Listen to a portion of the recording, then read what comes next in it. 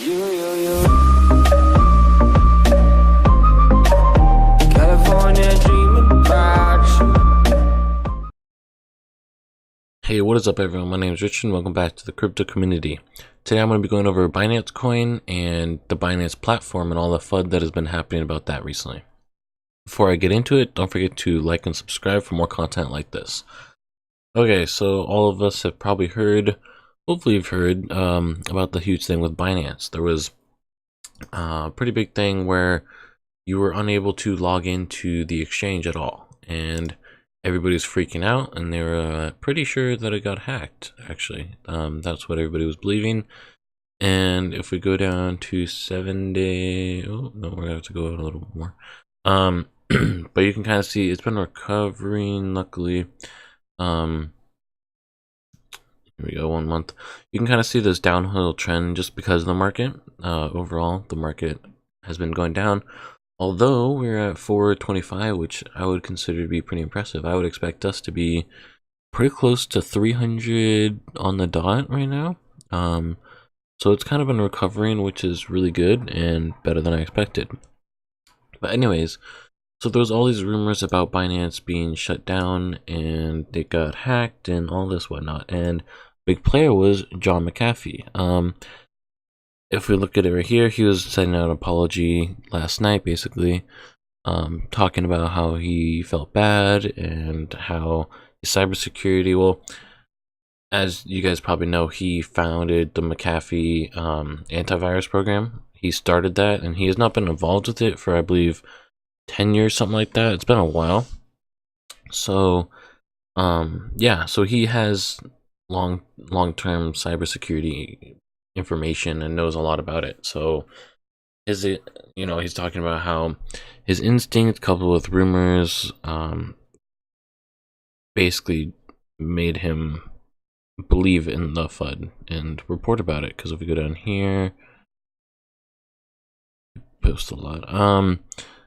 Here we go, he's talking about it right here, and there was quite a bit of people who saw this, and it kind of spread some bad news about it. And as you guys might know, he has a lot of influence in markets. Like if we were to keep going down here, we could pull something up right now and give you a good example. Let's see. Oh, he posts way too much for that. Okay.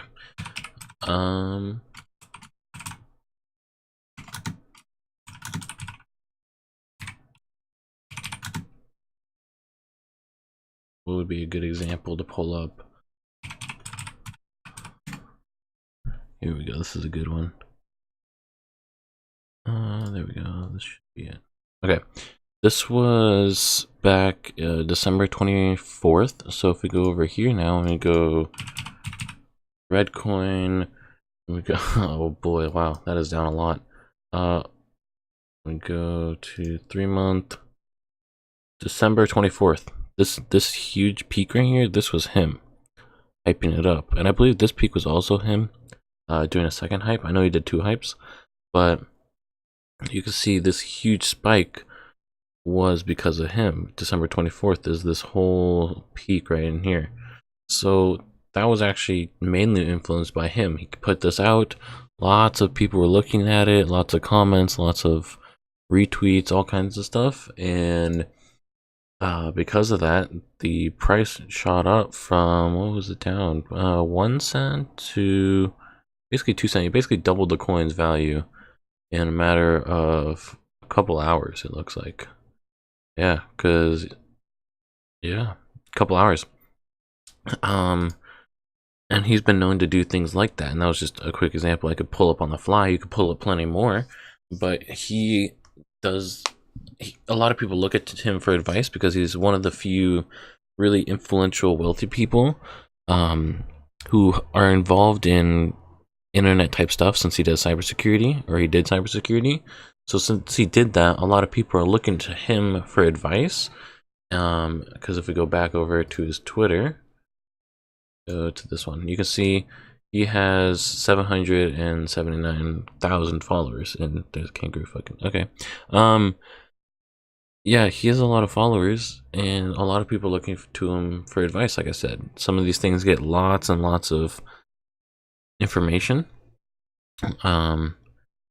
13,000 likes.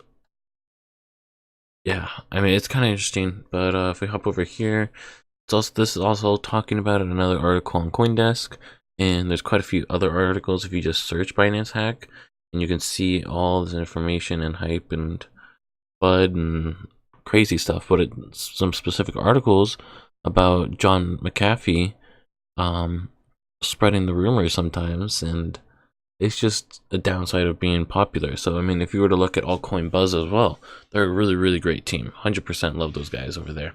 They really got me into crypto a little while ago, and it's been amazing. Like if you just look, I think the past month they've basically doubled. But really great guys. But they put out a really, really small coin recently. I believe it was like 2 weeks ago, something like that. But because of that, the trading volume went from, I believe it was like a couple 100,000, like 200,000 to like 2 million. So the coin just shot up ridiculously. And they apologized for it and everything. And they realized because of their influence, they can't do smaller projects. They can't talk about them because otherwise people will follow their advice, or not their advice, but what they're saying, and buy into these projects, and then the value will just skyrocket up. And they see it as unfair to the people who get in at the end of that because it comes back down usually 50% or so.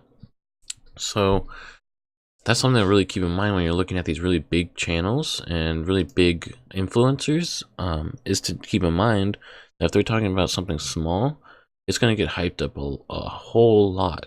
So you can't really go to them for small coins. Whereas, I mean, if I talk about a small coin, it's not even a drop in the ocean. It's nothing. But yeah, that's. I mean, it's really, really interesting to take a look at this kind of stuff and see how these influencers really actually play out and the effects that they actually have. Because this is actually talking about how Binance actually, it was just a prolonged system upgrade, but on their part, they probably should have sent out a notice beforehand and said, hey, we're upgrading our system. And so then this news would not have really gotten spread around as much, and made it very clear for a couple days leading up that, hey, we're going to be doing a big update and everything's going to be down for a little while. That would have been a good idea. Yeah, I mean, it's really interesting how it all plays out with these influencers, because that's something really, really big that has not been around a long time. It's mainly a new thing with this coming generation, that these big influencers can have such significant impacts. I mean, back over to Redcoin, I mean, if we look at the 24-hour volume, we went from 60 million to 200. That's the influence he had, was like 100, we'll just say $100 million, because maybe some of that was natural of people trying to get in, but I mean, that is a huge, huge, huge influence that he has. And this is one of the downsides of that with this crypto community in general, specifically, because once this bad news starts getting spread around, if we hop back over here, the market cap, everybody started to get all this bad news, and a lot of bad news started to be spread. Oh, the US government's not going to approve a cryptocurrency. Here we go. We're going back down again. But now, once it actually came out that, oh, they are not necessarily going to totally ban cryptocurrency, but they're going to still continue to talk about it, it kind of rebounded a little bit, and a bunch of other news as well. It was not just that, but all these different news being spreaded, bad news, fake news, all these different things really have an impact on the market as a whole and into specific things. So you got to really keep that stuff in mind when you're looking at this stuff. And today, I mean, we're doing really good today. I'm happy about today. We could see these two hit 1,000 and 10,000, and some of the other ones go up a lot. I would be really happy today. But yeah, so that's it for today, guys. I will catch you all in the next one, and I hope you all have a great day.